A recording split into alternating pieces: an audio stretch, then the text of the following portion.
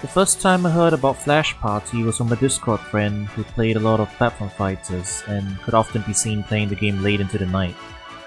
That seemed like a good enough recommendation, so I decided to check out XD Entertainment, of T3 Arena and Torchlight Infinite fame, new entry into the platform fighter genre. Well, I say new entry, but really it's only new to the PC platform, as it's been around in beta form since early 2022 on iOS and Android devices. That's right, it's on both mobile and PC, complete with crossplay, joining the ranks of Brawlhalla and Rumble Arena as titles of these features. Unlike the other two though, Flash Party has a unique feature, cross-progression. That's right, you can use the same account across both mobile and PC, which is really cool for keeping your progress. So, given that I'm a pretty big fan of platform fighters myself, I decided to play this one for a full month until the end of the currently running season. And at the end of it, give my thoughts on how the game held up. And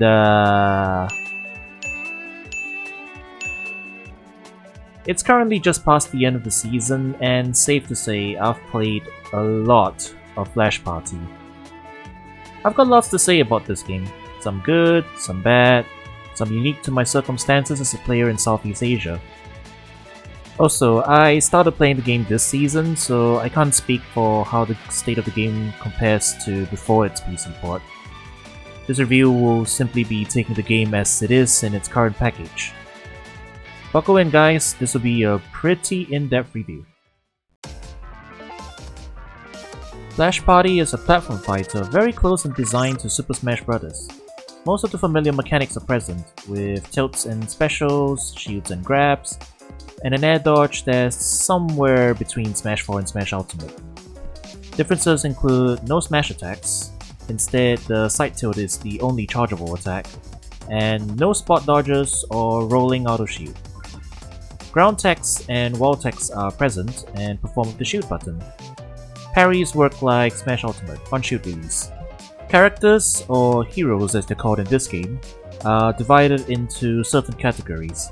Assaulters can jump cancel some of their normals indicated by this flash. All-rounders get a super powerful neutral special, which can be accessed by hitting enough attacks in each direction, either tilts aerials or specials. Powerhouses get super armor on certain moves. Impeders get a powered up grab the more of their moves are blocked. Characters usually get individual mechanics as well, so each one feels quite different and unique, which is always a big plus for these types of games.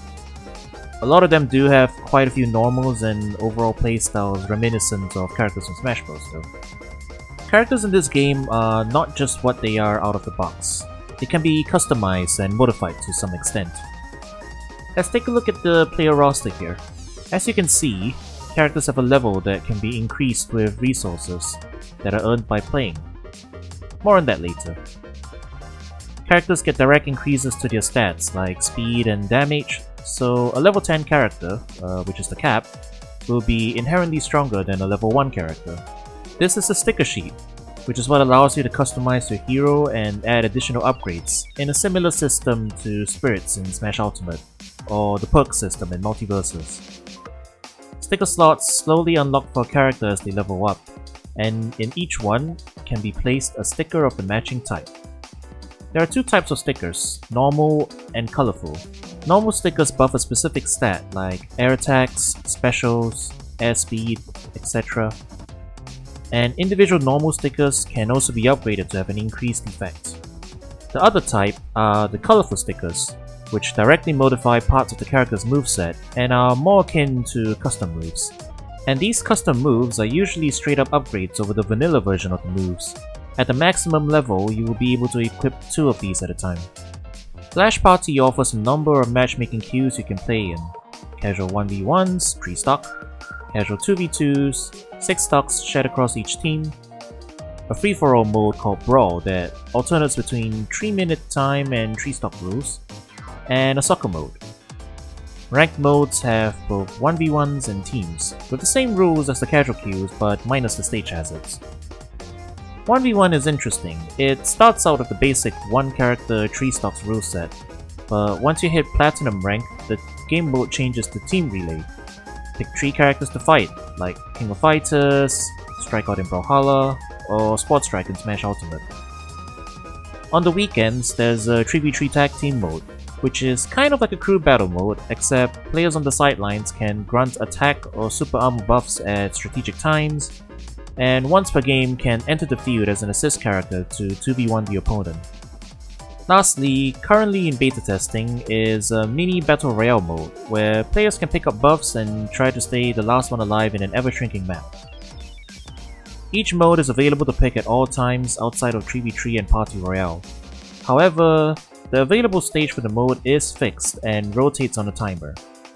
There also exists friendly matches, where you can open either a public or private lobby and play any of the modes freely, including picking the stage, though these matches do not give any rewards. That's about it for the basics of the game and how it works. It's a multiplayer-focused platform fighter geared towards short sessions and quick matches, and being available on both PC and mobile really helps it out. I'd like to talk a bit about how mobile is handled actually, because its approach to controls is really unique. We all know that a touchscreen is not the ideal input device for a game genre that demands tight and concise inputs. And while I don't think the controls for a mobile Flash Party quite reach the level of precision that a controller does, I think it legitimately comes extremely close, and I wouldn't be surprised if high-level players exist that main touchscreen controls. The key to how they did this is in the handling of the attack buttons. On the left is the virtual joystick for movement, as you'd expect, but on the right here you might notice the 4 arrows coming off the attack and special buttons. This is actually in effect a C-stick-like input on each attack, meaning if you swipe up from the attack button you'll always get the upward attack, and likewise for any other direction. This means regardless of which way you're moving or jumping, you can always get the attack direction you want to come out, which makes things like reversed aerials easy to perform. This, I think, is a very cool way to handle it, and is the next step up from the already well implemented customizable touch controls of Brawlhalla's mobile port. I wouldn't have thought of this approach to the problem of touchscreen controls, and I'm excited to see what other options will be made available in the future. I'd highly recommend giving the touchscreen controls a try at least once, though if you're stuck only on mobile, the game is compatible with Bluetooth gamepads as well, so you're not completely out of luck there. The platform fighter core itself is also extremely solid.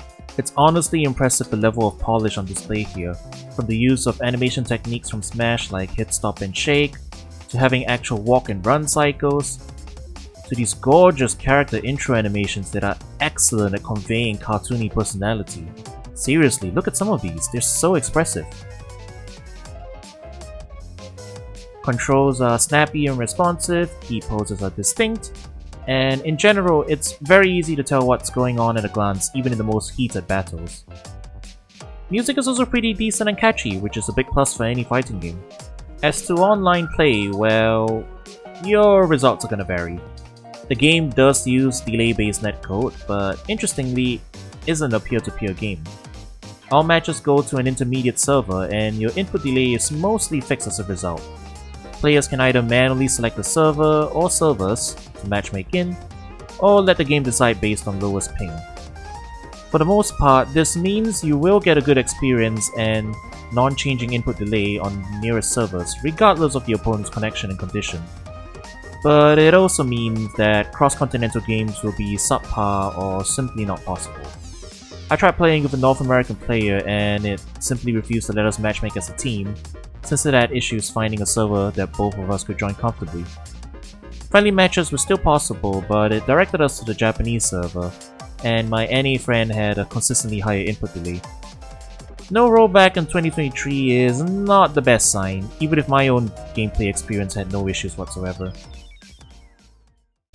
In talking about Flash Party as a game though, we will need to delve into the intricacies of how it incentivizes players to keep playing beyond just providing the foundation of a solid platform fighter, as well as how it, makes money as a product.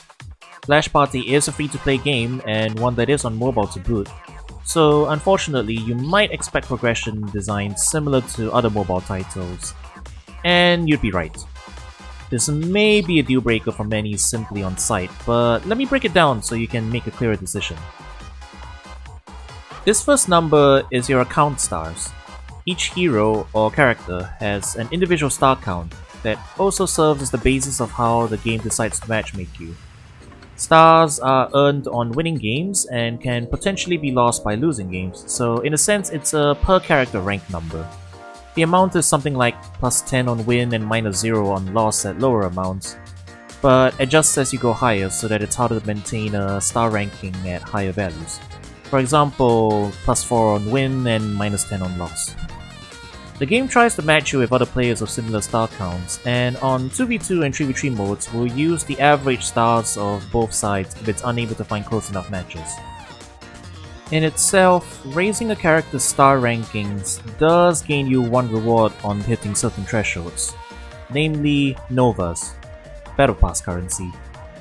And if you manage to hit the top 100 leaderboards in star counts, you can get a fancy title.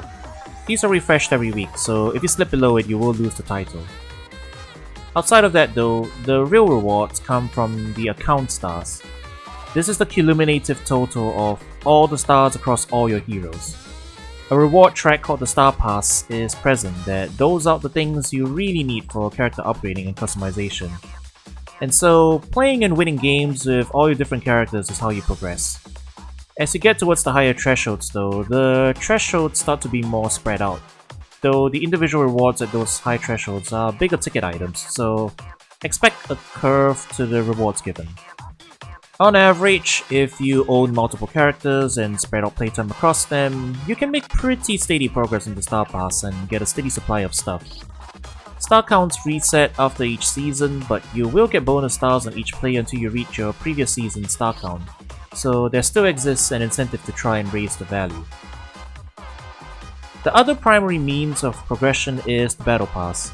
Flash Party features both a free and a paid track, as you'd expect of any other game with Battle Pass monetization, and progress on the Battle Pass track requires a currency called Novas.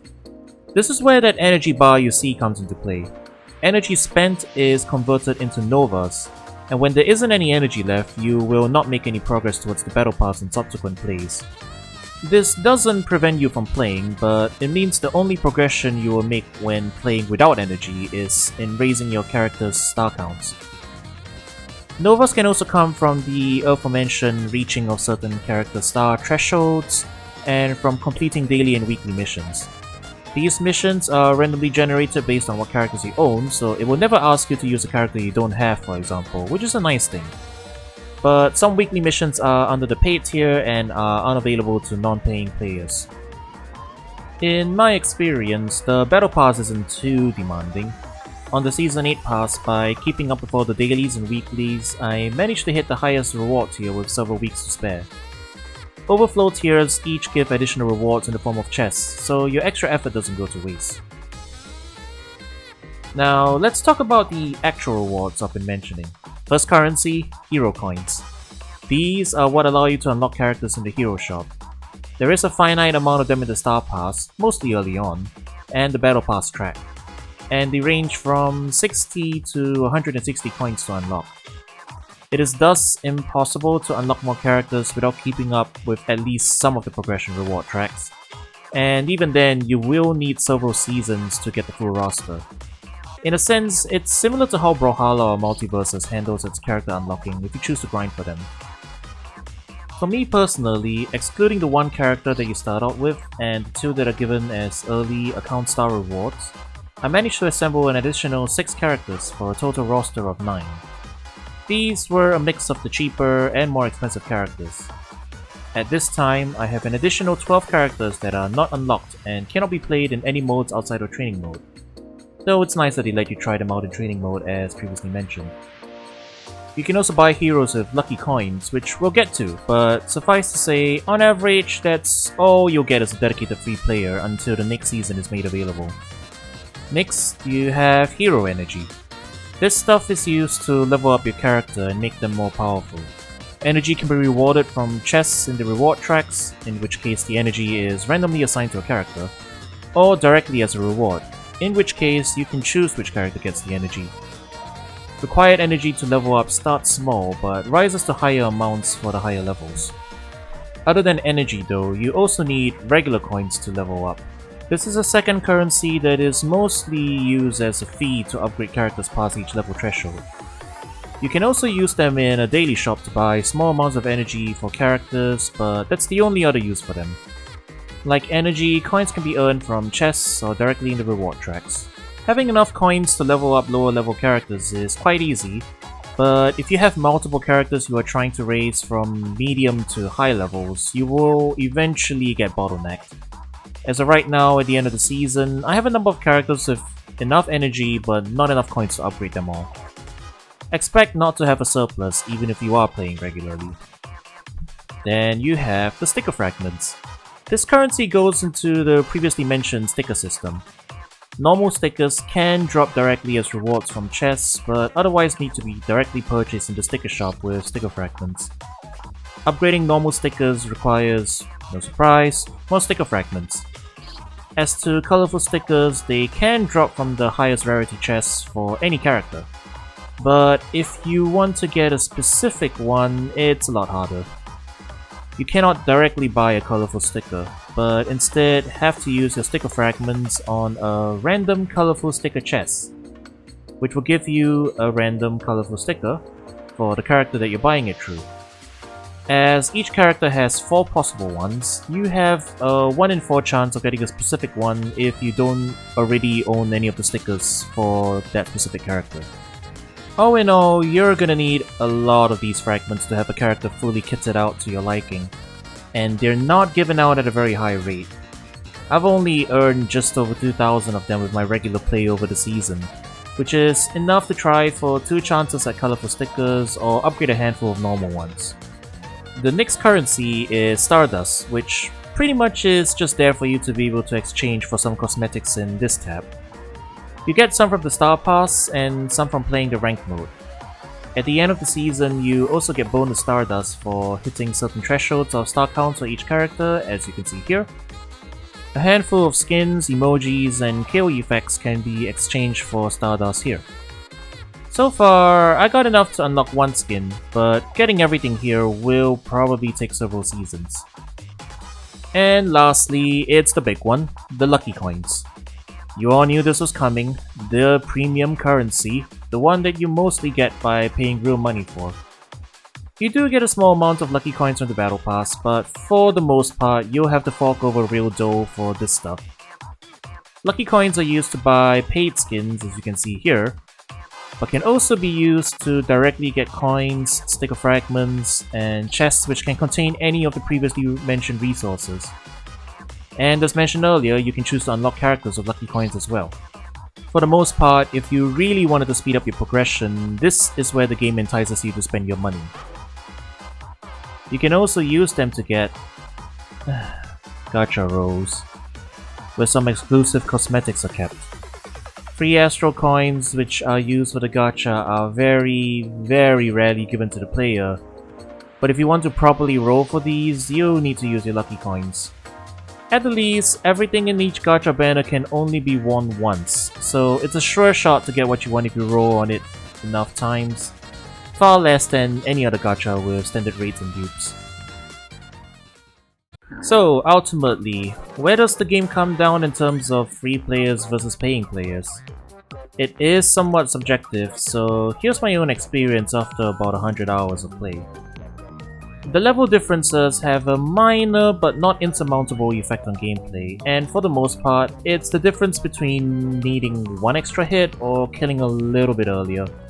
So in the long run, if you're outscaling the opponent, the extra damage and knockback won't be a game decider. Same goes for the normal stickers for the most part. The boosts feel like minor buffs, but won't help you win against someone who is consistently winning neutral against you. The big thing to mention then is the colorful stickers. I definitely ran into a bunch of players running these that caught me off guard initially. As mentioned, most of the custom moves are just straight up upgrades, so having them equipped does make a difference. While it's not impossible to get these for yourself if you are solo maining a character, I have 2 of these myself for my main, it is a very slow grind of getting the 1000 sticker fragments to have a chance at getting one of the special moves of the character of your choice. And even more grind to get to level 7 and 10 to be able to equip 1 and 2 of them respectively. This is probably the biggest gameplay affecting feature that, in theory, one could choose to pay their way past. Can you still win against them though? All the custom moves can be previewed, so you could review all the information yourself. But otherwise, the first you might be introduced to some of them is when they're used on you all of a sudden in the middle of a battle. The knowledge gap there can result in some pretty cheap losses if you're caught off guard. That said, once you do know how the modified moves work, some counterplay can be made to be able to get around them, and I don't think any of them straight up make characters unbeatable, though some get a lot more annoying and gain new tools that they wouldn't otherwise have. In practice, it became a matter of playing safe and watching to see which custom moves, if any, the opponent has equipped. Is there anything that is paid only? For the most part, only some cosmetics. The rest can be acquired with regular play, though some of them might require a lot of play. Maybe even an unfeasible amount of play across multiple seasons.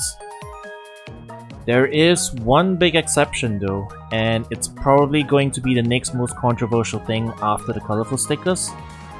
This character right here. S17 is a character that, as of this writing, is only unlocked when you first spend money on the game. Technically, that means she costs about $1, as that's the smallest purchase you can make, and objectively that's actually really cheap as far as fighting game DLC characters go. But put her up against a roster of characters where every single other one can be unlocked by a free player and, well, the mentality becomes different. Instead of being an additional paid DLC character to add to a roster of characters you already paid for, she instead represents the hook to convert a non-paying player into a paying player. The context here is a bit different, and I can definitely see some players who will immediately be turned off by the monetization of such a central thing as a roster character, even if in the long run they would never have played the character even if she was given for free. It doesn't help that she's arguably one of the stronger characters in the roster, but honestly that stuff is subjective and I don't want to start talking tier lists and bringing in accusations of paying for advantages based on something that shaky. That unreactable, unblockable full screen kill move laser was definitely overtuned though. I'm glad they at least made it blockable in the most recent patch. So, let's break it down once more. What does a paying player get that a free player doesn't in this game? An exclusive character, some exclusive cosmetics, and easier access to resources that can be used to speed up character progression, which can include quicker access to custom moves that are more powerful. Is this enough to make paying the only way to see success in this game?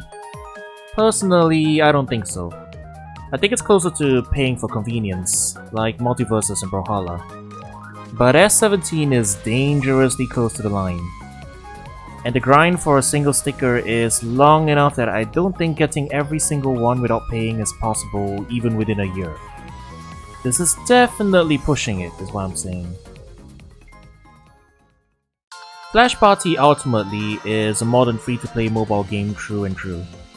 It has an extremely solid base game, one that is incredibly easy to pick up and play. It does some really cool things that no other platform fighter has done.